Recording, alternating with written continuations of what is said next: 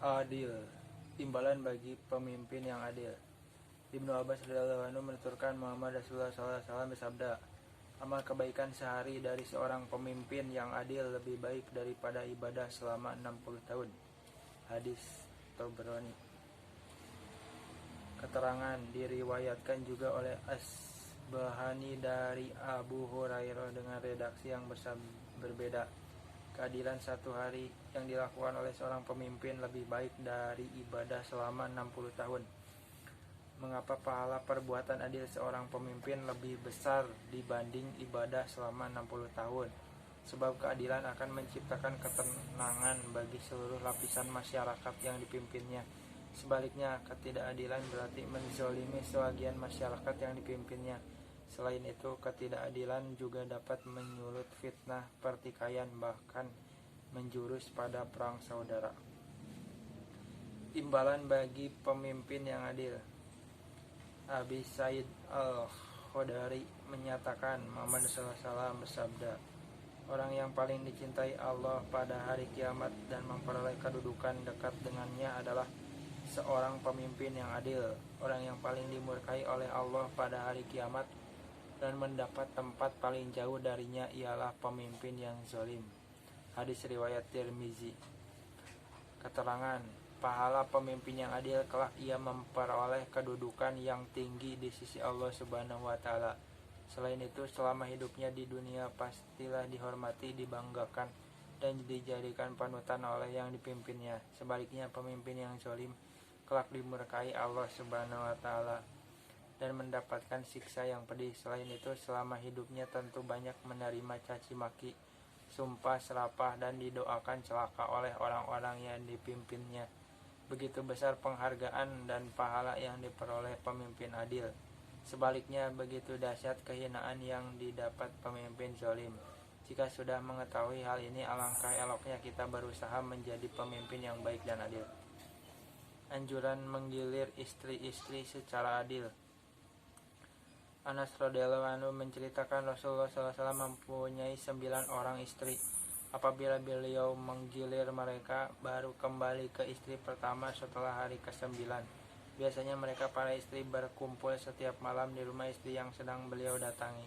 Suatu malam ketika beliau sedang giliran di rumah Aisyah, Zainab datang. Rasulullah SAW mengulurkan tangannya kepada Zainab. Ini Zainab, protes Aisyah. Karena itu Rasulullah SAW menarik tangannya kembali. Maka terjadilah pertengkaran antara Aisyah dan Zainab, padahal sudah datang iqomat untuk sholat. Kebetulan Abu Bakar, ayah Aisyah, sedang lewat di situ dan ia mendengar suara keduanya bertengkar. Ya Rasulullah, panggil Abu Bakar, keluarlah sholat, tutup mulut mereka dengan tanah. Rasulullah SAW keluar pergi sholat. Pikir Aisyah, setelah sholat tentu Abu Bakar akan datang memarahiku. Ternyata benar, usai sholat Abu Bakar mendatangi Aisyah dan menegurnya. Begitukah kiranya perbuatannya? Hadis riwayat Muslim. Nabi Muhammad Rasulullah SAW menikahi 11 orang wanita. Tentu saja hal itu Nabi SAW lakukan bukan untuk menyalurkan nafsu seks. Sebab 10 di antara wanita tersebut Nabi nikahi ketika mereka sudah menjanda dan usia mereka telah tua renta.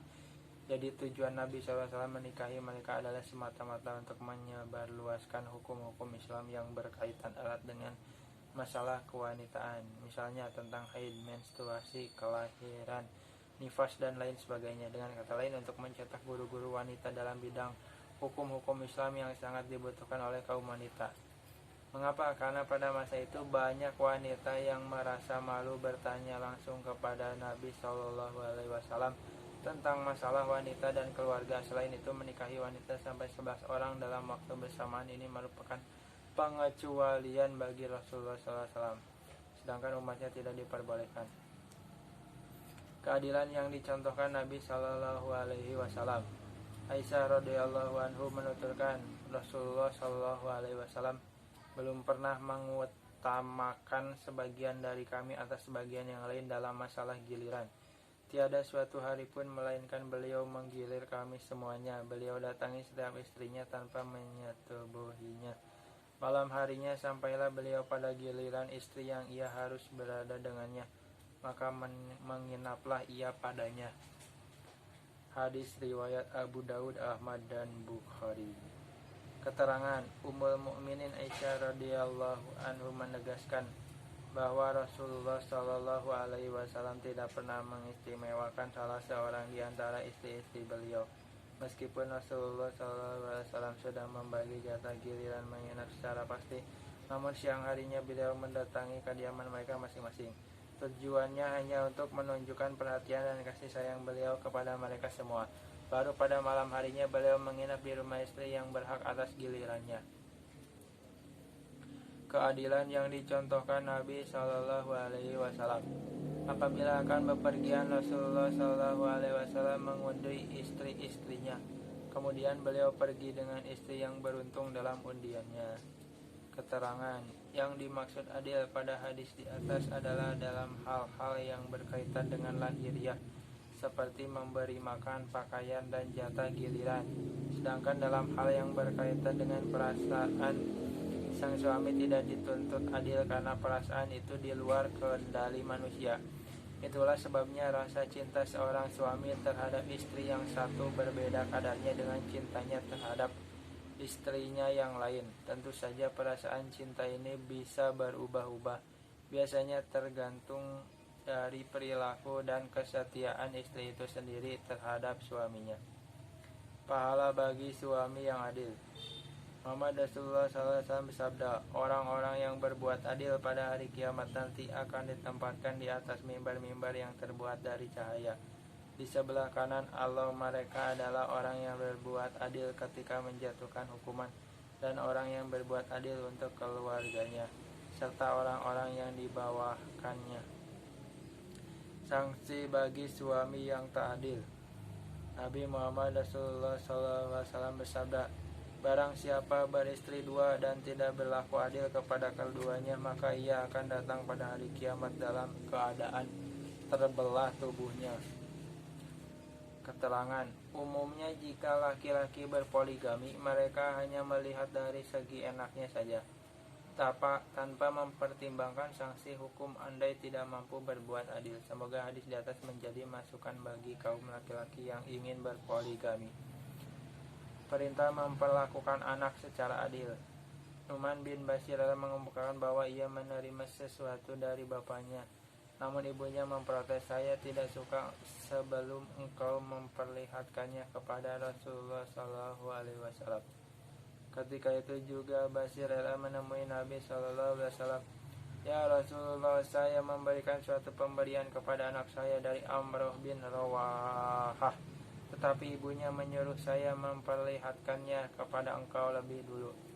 Apakah semua anakmu engkau beri sesuatu yang serupa itu? Tanya Nabi Shallallahu Alaihi Wasallam. Tidak. Muhammad Sallallahu Alaihi Wasallam bersabda, takutlah kepada Allah dan berlakulah adil terhadap anak-anakmu. Mendengar nasihat Rasulullah Sallallahu Alaihi Wasallam tersebut, Bashir membatalkan pemberiannya kepada Nu'man. Azan dan Iqamah. Asal usul azan. Abdullah bin Umar mengisahkan beberapa saat setelah umat Islam tiba di Madinah, mereka berkumpul bersama-sama untuk sholat. Mereka hanya mengira-ngira saja jika waktu sholat telah tiba, karena belum ada cara memanggil umat Islam agar berkumpul untuk melakukan sholat berjamaah. Suatu hari mereka bermusyawarah membicarakan cara memanggil umat Islam agar berkumpul untuk melaksanakan sholat bersama. Ada yang mengusulkan, bunyikan saja lonceng seperti halnya orang Nasrani, tiup seruling tanduk seperti orang Yahudi, kata yang lain. Umar radhiyallahu anhu mengusulkan, mengapa tidak kita suruh saja seseorang memanggil orang untuk sholat? Akhirnya Rasulullah SAW memutuskan, hai Bilal, berdirilah, panggil orang untuk sholat.